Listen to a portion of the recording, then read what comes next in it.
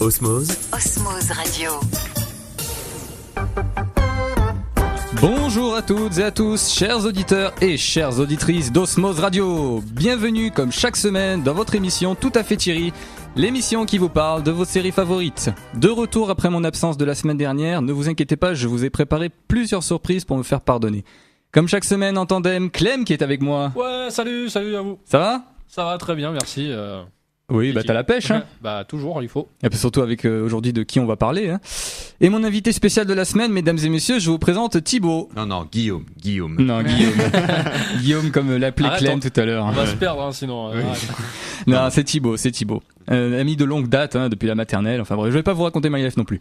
Et c'est parti pour la série de notre enfance. J'allais dire mais notre enfance, je pourrais dire. Oui, et puis qui continue. Oui, bien sûr. Et oui, qui continue, qui ne sera jamais décédé pour nous. C'est parti pour les Simpsons.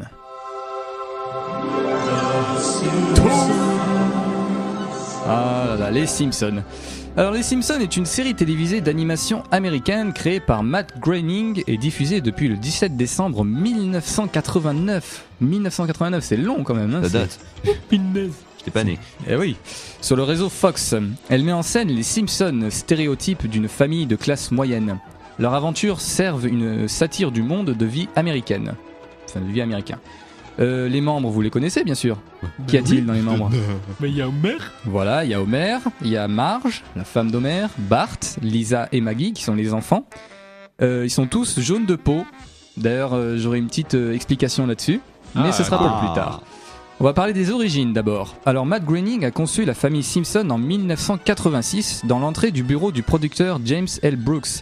En fait, il a été appelé pour lancer une série de courts-métrages d'animation pour The Tracy Ullman Show qui sera adapté de son comic strip Life in Hell. Cependant, lorsqu'il comprit que l'animation de Life in Hell lui demanderait de renoncer aux droits de publication, il décida alors d'aller dans une direction différente et esquissa rapidement une famille dysfonctionnelle, nommant les personnages d'après les membres de sa famille. Est-ce que vous le saviez que les noms viennent des membres de sa famille ? Je savais qu'il y avait un anachronisme avec son nom là. Voilà, donc justement Bart, qui est un anagramme du mot anglais brat, signifiant môme ou galopin, car il trouvait que nommer le personnage Matt serait trop évident pour lui. La famille Simpson apparaît pour la première fois sous forme de court-métrage diffusé par The Tracy Ullman Show à partir du 19 avril 1987. Matt Groening n'avait fait que de simples croquis des personnages supposant qu'ils seraient affinés par la production, mais malgré cela, cependant, les animateurs avaient simplement retracé les dessins, ce qui fait que c'était un peu moche, c'était grossier à la première publication. Je sais pas si vous avez vu dans les premiers épisodes de la toute première saison. Ouais, ils sont moches les persos. Ils sont un peu grossiers au niveau des couleurs, au niveau des... ouais, ça fait fade, ça fait... Bon, en même temps, c'est l'année, c'était fin 80 quand même. Oui, c'est ça. Mais justement, ça faisait un peu son charme, justement, avec ces couleurs qui étaient un peu différentes. Ça se démarquait de toutes les séries. Oui, c'est vrai. C'est pour ça que, moi, personnellement, j'ai beaucoup aimé la couleur jaune. Alors, la liste des personnages, justement, donc les Simpsons... Parce qu'ils sont changés. Comment ? Parce qu'ils sont changés. Oui.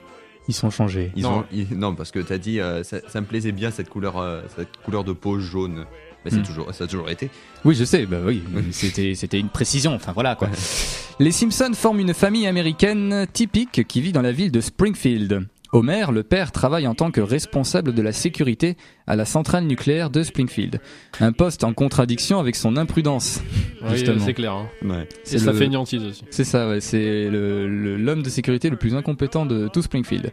Il est considéré comme bête, mais il s'avère que la cause de son idiotie soit un crayon imprégné dans son cerveau depuis son enfance. Est-ce que vous l'avez vu cet épisode ? Oui, je l'ai vu cet épisode. Où il a un crayon dans le cerveau et lorsqu'il le retire, il devient un homme intelligent. Oui, Homer devient intelligent. Ça il est super intelligent à la base, Homer.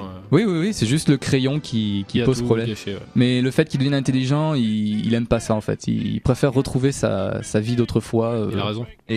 Et dans un autre épisode, on voit que Homer avait gagné quand même un concours d'orthographe. Ah non, je ne l'avais pas vu cet épisode. C'était un épisode où Lisa justement était en train de régresser mentalement et Abraham Simpson, le père de Homer, montre les résultats de Homer et montrant une photo de lui en train de gagner un concours d'orthographe. C'était peut-être avant qu'il... c'est peut-être avant qu'il ait mis le crayon. Oui, voilà, parce qu'en fait, il se les faisait rentrer dans le nez et à un moment, il y en a un qui est resté coincé dans le cerveau. Voilà. Je me souviens de cet épisode-là. Oui. Il est obèse, il aime boire des bières devant sa télé. La bière Duff. Ouais, il a raison. La Duff qui d'ailleurs a reçu maintenant c'est la bière qui existe. Il y a avec la bière modération. Duff. Buvez avec modération. Buvez avec modération et surtout pas d'Aduff. Tu n'as pas goûté, Thibaut, la bière d'œuf? Si, tu as goûté. Non, pas du tout. Tu n'as pas goûté, alors donc tu ne peux pas juger, Thibaut. Elle est très bonne, je pense, la d'œuf, non? Je la goûterai un jour. Moi. Il est marié à Marge Simpson, stéréotype de la mère au foyer américaine. C'est une femme fleur bleue, mais attachante. Elle a les cheveux bleus aussi, donc tout est bleu chez elle. Bart, un fauteur de troubles de 10 ans. Lisa, une surdouée activiste de 8 ans. Et Maggie, un bébé qui communique en suçant une tétine. Et les enfants ne grandissent jamais. Oui, j'allais le préciser aussi. Ils ne vieillissent jamais, malgré qu'il y en a qui divorcent, qui meurent. Voilà. C'est comme ça. Malgré les indications du temps justement qui passent, comme les vacances, les fêtes ou les anniversaires, la mort de certains personnages ou les divorces, les personnages ne vieillissent jamais et ont la même apparence que celles qu'ils avaient à la fin des années 1980. Tu m'as devancé, Clem. Désolé, pourtant je te jure que c'était pas mon intention. Et pourtant tu n'as pas lu mon texte. Non. Tu lis dans mes pensées, Clem. Ouais, c'est ça, mais franchement c'est vrai en plus. Eh oui.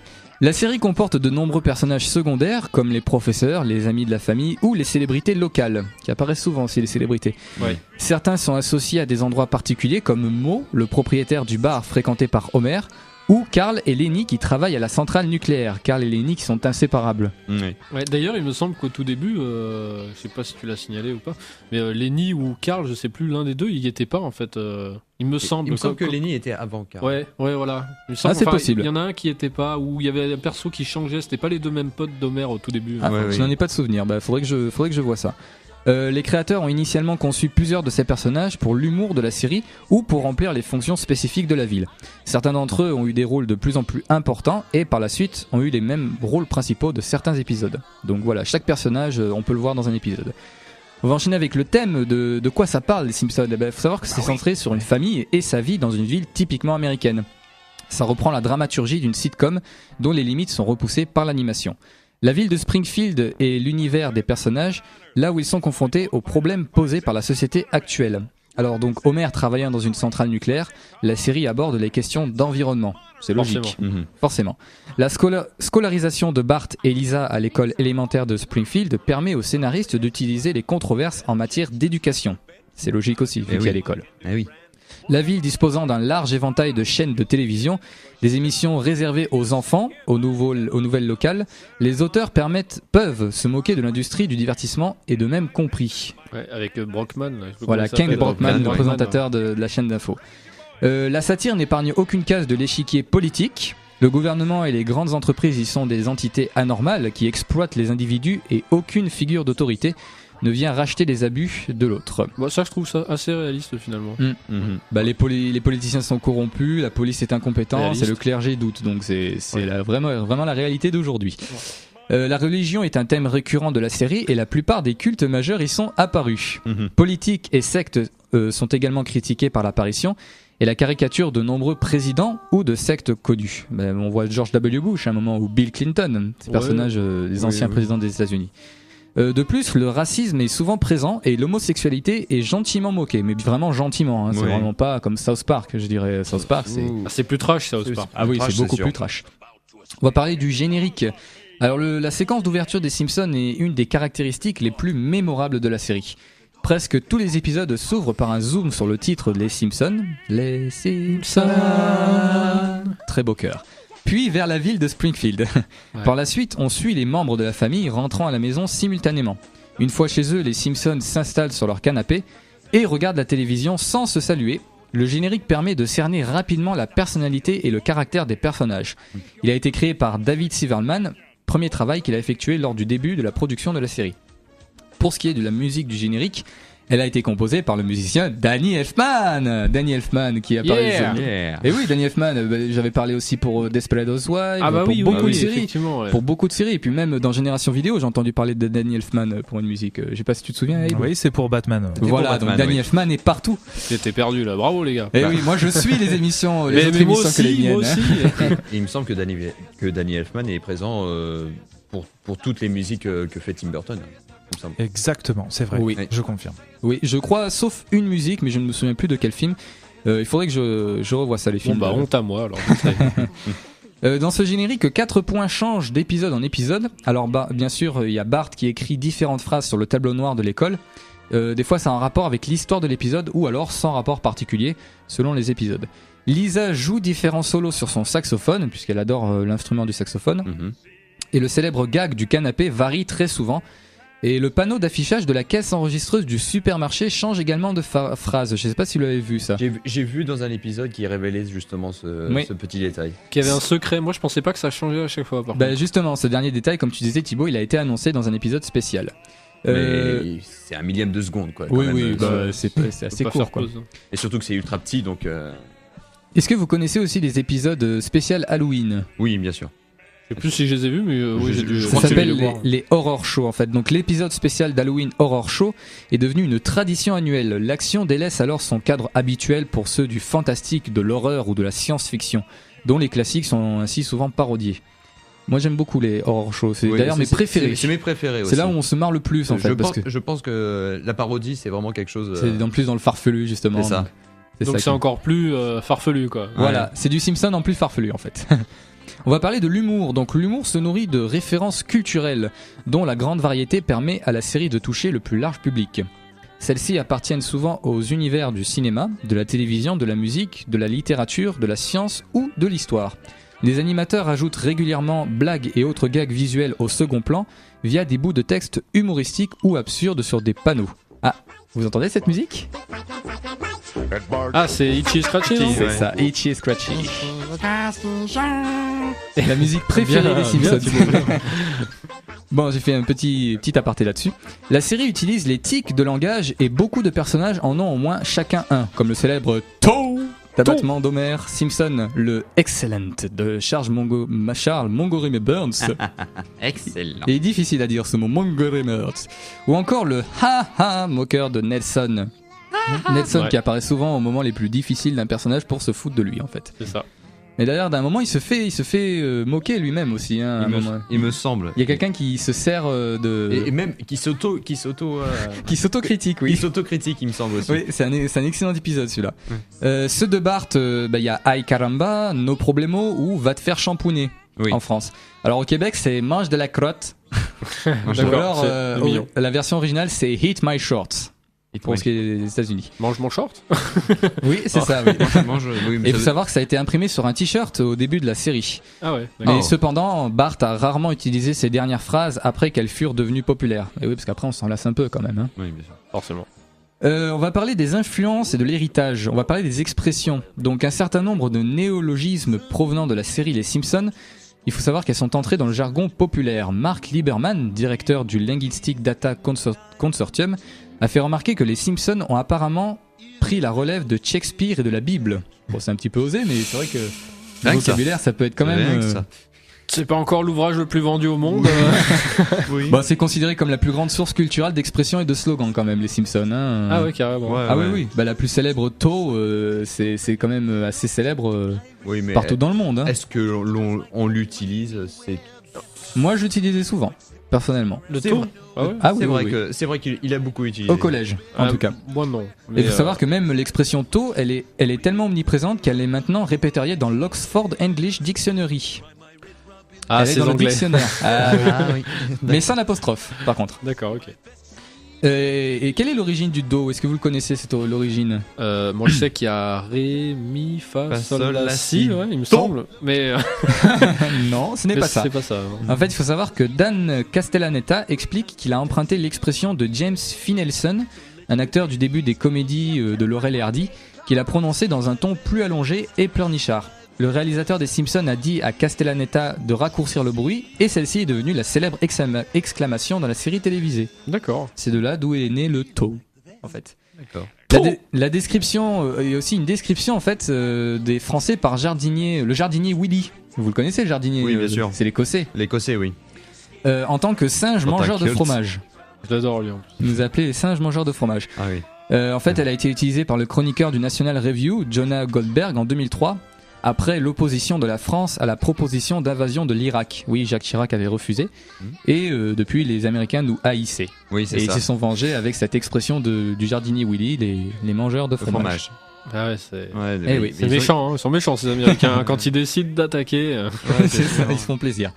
Il y a chromule, ou chromulant, un mot utilisé dans les vrais faux héros, et paru dans le dictionnaire Webster. En anglais aussi. Les Anglais ils sont forts les pour Anglais, ajouter ils aiment bien ajouter des trucs. Tant que ça touche la culture, ils se privent pas. Hein. Il y a Quijibo, un faux mot de Scrabble inventé par Bart dans Bart le génie, qui a été utilisé comme l'un des pseudonymes du ver informatique Mélissa. Ils l'ont pas rentré dans le dictionnaire de non sport, plus, non, là il faut pas abuser non plus. Et ça rentre dans le Scrabble. Ah, ça rentre dans le Scrabble. Mais c'est bien à voir. Maintenant, si tu as des mots que tu ne peux pas faire et que tu vois Quijibo, tu peux le rajouter et trouver cette excuse. J'ai toujours essayé de rentrer Wacket dans un Scrabble, j'ai jamais réussi. Voilà. Wacket est un animal aquatique nocturne. On va se faire une petite pause musicale, mais là ce n'est pas de la musique. Ah non, c'est une petite surprise que je vous ai concoctée. C'est un petit best-of des phrases pas mythiques, mais de petits gags audio de Homer Simpson. Donc je vous laisse écouter et savourer. Cool. Ouh, un billet de $20. Je voulais une cacahuète. $20, ça fait un paquet de cacahuètes. Comment ça? L'argent peut être échangé contre des biens ou des services. Cher Homer, je t'ai emprunté ton donut de secours, signé Homer. Enfoiré, il a toujours un mètre d'avance. Allons, fiston, faut pas te miner pour la mort de Krusty. Les gens, ils en meurent tout le temps. Comme ça. Si ça se trouve, demain, en te réveillant, tu seras mort. Bon, bonne nuit. Regarde ce vieux comme il est moche. C'est toi Nous allons vous soumettre à un test. Il s'agit d'un simple détecteur de mensonges. Vous répondrez franchement par oui ou par non aux questions que je vais vous poser. Vous avez compris? Oui. Oh, mais regarde cette montre. J'ai toujours rêvé d'en avoir une comme ça. Ben, peut-être que quelqu'un t'en offrira une pour Noël. Elle va être drôlement surprise quand elle va voir la hausse de tableur passer. Oui, tu m'as bien entendu. Je pense des mots que je ne prononcerai jamais. Je sais que tu lis dans mes pensées, fiston. Miam miam miam miam miam miam miam miam miam miam miam miam miam miam miam. Tu portais ça, je veux mon âme, et tout de suite. T'as pas fini tes spaghettis aux boulettes de mots? Tais-toi donc, crétin, on va les finir. Félicitations, votre enfant ou vos enfants ont été sélectionnés pour figurer dans le bottin mondain des écoles primaires des États-Unis. Tu as le droit de garder le silence. J'ai choisi de renoncer à ce droit. D'accord. Ah, je déteste plier les draps. C'est ton caleçon. En tout cas, il faut 2 hommes pour faire ça. Voilà, c'est la Australie. Ouh, je suis doué quand même. Ouh, le pays des folles, l'Uruguay. Final Tap joueront pas trop fort. Ah, je suis allé à des milliers de concerts de heavy metal et je suis pas devenu sourd. Bon, d'accord. Mais fais attention que l'attitude du groupe envers les femmes ne dépeigne pas sur eux. Et envers l'alcool, la religion, la politique, rien de tout ça, hein? Bien reçu. Écoute-moi le cerveau. Tu ne m'aimes pas, mais moi non plus. Alors réussissons ce test et je pourrai continuer à te flinguer à coups de bière. Ok, ça marche. J'arrive pas à me faire à l'idée que Tati Gladys nous a quittés. Sa légende vivra éternellement. Ouais, la légende de la femme à tête de chien. La légende de la femme à tête de chien. Ouh, elle est bonne. Oh merde, c'est vraiment grossier. Quoi? Tout.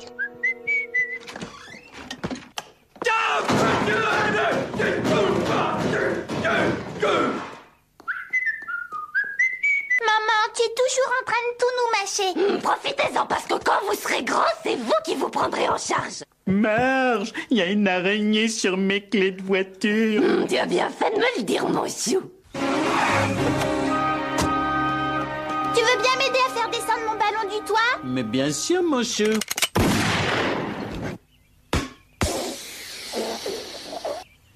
Tu veux que je fasse descendre le chat? Non, merci.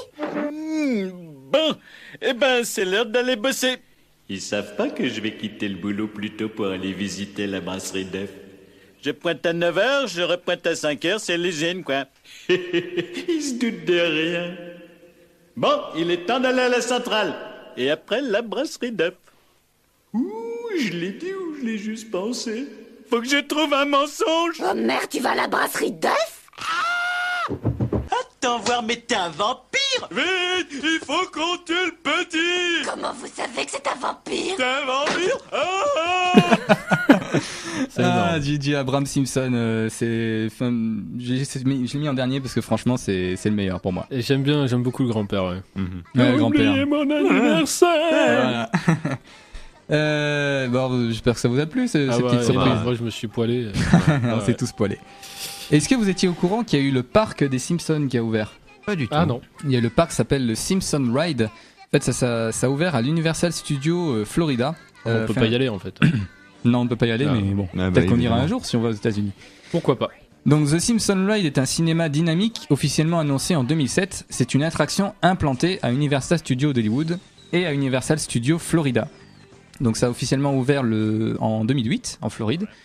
Et il faut savoir qu'il y a tout qui est regroupé en fait, les personnages, Krusty le Clown, Tighty Bob, j'ai vu aussi à un moment il y avait le bar de Moe justement qui a été recréé en vrai, grandeur nature. Vous pouvez boire des coups, voilà. Ils ont refait un peu Springfield quoi. Voilà, ils ont fait un peu Springfield avec les bâtiments, que ce soit le bar de Moe, la maison des Simpsons ou alors aussi les Krusty Burger, tout ça. Et tout cela pour le grand public. Quand on connaît la série Les Simpsons. Bah ouais, enfin quand tu te doutes pas des blagues qu'ils font, c'est sûr. Ouais. Les enfants ils aiment bien voir les clowns et tout, donc Krusty Burger ça change du McDo quoi quand même. Il faut savoir aussi que l'industrie du jeu vidéo a rapidement adapté les personnages et le monde des Simpsons. Parmi les jeux sortis très tôt, on peut citer le Simpson Arcade Game, un jeu d'arcade de Konami, et The Simpsons Bart vs The Space Mountain. Sur NES, si je me trompe pas, ou sur Mega Drive. Bah, je pense que les deux supports sont passés. Ouais, là, je sais pas, franchement, je peux pas dire. Que vous pouvez voir la vidéo critique du joueur du grenier là-dessus d'ailleurs. Très bonne vidéo. Ah oui, exactement. Et oui. Plus récemment, il y a d'autres jeux vidéo qui sont sortis comme The Simpsons Road Rage. Si vous connaissez ce jeu. Je l'ai joué. Ce jeu est énorme. Ce jeu est énorme, oui. Vous avez tous les personnages avec des voitures, chacun a une voiture. En fait, le principe est simple, c'est un peu un genre de Mario jeu de taxi. Kart, non, c'est plus des taxis en fait. Vous êtes dans la ville de Springfield, vous devez prendre un personnage et l'amener rapidement à son lieu de destination. Oui. Et vous êtes en rivalité avec Monsieur Burns. Qui a mis des bus qui marchent avec le nucléaire, tout ça. Donc voilà, vous avez des missions ou alors vous avez une partie arcade où vous devez amener le plus de clients en un certain temps. Ça me rappelle Crazy Taxi. C'est ça, oui. Dans le même style. Bah, justement, je pense que c'est un peu inspiré de ça. Vous avez aussi The Simpsons Hit and Run, c'est un peu à la GTA. Oui. J'y ai jamais joué, mais il a l'air excellent ce jeu. C'est celui-là. Moi, j'y ai joué. J'y ai joué et c'est vraiment poilant parce que en fait c'est du GTA, mais sauf que les flics te courent pas après. Tu peux frapper, tu frappes Marge. Alors au bout d'un moment, c'est sûr, t'as les flics qui se ramènent. Mais tu peux frapper Marge. Oui, tu peux frapper Marge. Carrément. Avec un coup de pied, mais le coup de pied le plus. Ne le faites pas en réalité. Ne frappez pas vos femmes. Hein, dans un nouvel épisode, Homer bat sa femme. Oui, Homer, tu peux battre ta femme. Tes enfants. C'est-à-dire Marge. Ouais, bon, abstenez-vous là-dessus. Et t'as les flics qui se ramènent, mais ils t'arrêtent pas. Non, ils foncent dans le tas. D'accord. C'est-à-dire ils sont en bagnole et ils se foncent dans le tas. Farfelu, quoi. C'est ça. Ils tapent Marge aussi en fait. Ils se mettent à deux. Il faut savoir qu'il y a aussi des flippers des Simpsons qui ont été vite produits. Il y en a un qui a été disponible rapidement après la première saison et une autre qui est encore disponible à l'achat. J'ai déjà joué chez un ami un flipper des Simpsons, c'est excellent. Franchement, tous les Simpsons adaptés, c'est excellent. Vaut mieux y jouer chez un ami, on perd moins de sous. Hein. Oui, mais bon, voilà, quand t'as un flipper, que t'es le propriétaire, tu n'as pas besoin de payer. Donc, tu payes, mais tu récupères ton argent. De toute façon, j'ai toujours de la chance, je tombe toujours sur un bonus pour avoir une nouvelle partie. La prochaine fois, on fera tous une partie de flipper. Il faut savoir qu'il y a aussi des produits dérivés. Voilà, ça fait des milliards de dollars avec ça, hein. Tout ce qui est les mugs, les jeux de société aussi, comme les échecs, le Cluedo, le Monopoly, Dr Malboule, Scrabble ou Destin. Le destin avec... Docteur Malboule. Malboule, oui. Il a... Oui, bon, il a mal où? J'aurais pu m'en sortir, mais bon. Ok. Mais oui, j'étais obligé de le souligner. Toujours avec ses blagues. Hein. J'ai hésité, mais... Eh oui, il y a aussi des jeux de cartes, bien sûr, les VHS. Oui, il y a eu les VHS des Simpsons, bien sûr, j'ai connu ça. Les DVD, donc voilà, il y a eu vraiment de tout au niveau des Simpsons. Ça semble évident. Oui. L'édition pour la zone 1 de l'intégrale de la saison 6 comporte une erreur de conception. Le 4e épisode reprend la bande son québécoise du premier épisode, donc il y a eu un petit problème là-dessus. On va enchaîner avec les secrets des Simpsons. Bon à savoir. Ah, les secrets. Oui, il y a toujours des secrets, même dans les Simpsons. Les Simpsons détient le record de longévité pour une série animée américaine. Eh oui, parce qu'à la rentrée 2008, elle a entamé sa 20e saison. C'est vrai qu'une série animée qui dure aussi longtemps, c'est rare quand même. C'est sûr, c'est sûr. Il y en a une qui aurait dû durer, mais bon, c'est Futurama. Oui, c'est vrai que apparemment, c'est fini. Hein. Non, mais ils sont pas ressortis des nouveaux épisodes. Faudra que je me renseigne là-dessus. Dans tous les cas, vous aurez un épisode là-dessus sur Futurama. Oui, si on parle des Simpsons, bientôt on parlera des Futurama. Hein. J'adore Futurama. Vous serez là, hein. Oui, avec Fry et tout. Eh oui, Fry. Le docteur Zoidberg. Je m'y connais un peu moins en Futurama, mais honte à toi. On va te jeter des cailloux. Je connais Futurama. Je dis pas que je suis pas fan et tout. Oui, mais tu ne connais pas plus que ça. Je n'ai pas eu la chance de regarder d'autres épisodes. En 2007 sort dans le monde entier le très attendu Les Simpsons, le film, développé dans le plus grand secret. Ce long métrage a engrangé plus de 520 millions de dollars dans le monde. Je l'ai vu. Oui donc. Eh oui. C'est bon à savoir. Tu es dans les 520 millions, tu te rends compte? Ouais, ils ont fait du pognon là-dessus. Hein. En l'espace de 20 ans, les Simpsons sont devenus de véritables icônes de la culture populaire et du marketing. Les produits dérivés les plus divers ont vu le jour, donc les jeux vidéo, les attractions, les jeux de société, comics, livres, disques, et j'en passe. Et justement, en 2007, à l'occasion de la sortie du long métrage, donc Les Simpsons, le film, la chaîne de supermarchés 7-Eleven a même redécoré certains de ses points de vente aux couleurs des Simpsons. Et si je dis pas de bêtises, ils ont même eu une étoile à Hollywood, non, il me semble. C'est possible, faudrait que je me renseigne. Il me semble qu'ils ont une étoile. Ah oui, les Simpsons, je pense que oui. Je pense. Ouais. C'est possible, hein, avec tout le succès qu'ils ont eu. Ça fait partie de l'Amérique, les Simpsons. C'est partie de la culture américaine en général, je pense, maintenant. Quoi. Après, je dis peut-être une bêtise, hein, mais bon. On va parler de la couleur jaune des Simpsons. Alors, la couleur jaune a eu plusieurs explications. Par exemple, que la couleur jaune attire l'attention des téléspectateurs. Ou alors que le vert était trop cher. Au début, ils voulaient le mettre en vert. Le vert était trop cher, d'accord. Oui, le vert était trop cher parce qu'apparemment, il y a un coût au niveau des ça couleurs. Fait un peu alien. Ça fait un peu Mais l'explication la plus vraisemblable est qu'elle provient d'un problème d'étalonnage de la couleur lors d'une des premières diffusions. En effet, on peut remarquer que depuis le début de la série, donc la saison 1, plusieurs couleurs peuvent paraître incongrues. Au-delà des personnages jaunes, on remarque des murs violets vifs, parfois un ciel mauve, des sols verts, etc. Donc c'est un beau bordel au niveau de la couleur. C'est vrai. Moi j'aime bien, ça va bien avec l'univers. C'est justement ce qui a fait son charme puisqu'ils l'ont gardé. Et il s'agit d'une erreur d'étalonnage, enfin ils n'ont pas tout gardé, mais la couleur jaune des Simpsons ils l'ont gardé en tout cas. Il s'agit d'une erreur donc d'étalonnage des couleurs lors de la première diffusion, sous forme de mini-épisodes dans The Tracey Ullman Show. Étant une diffusion intégrée dans un talk show et considérant la durée de l'épisode de quelques minutes, l'erreur d'étalonnage des couleurs n'a pu être anticipée et a perduré pendant toute sa diffusion. Donc pendant toute la diffusion, les gens ont...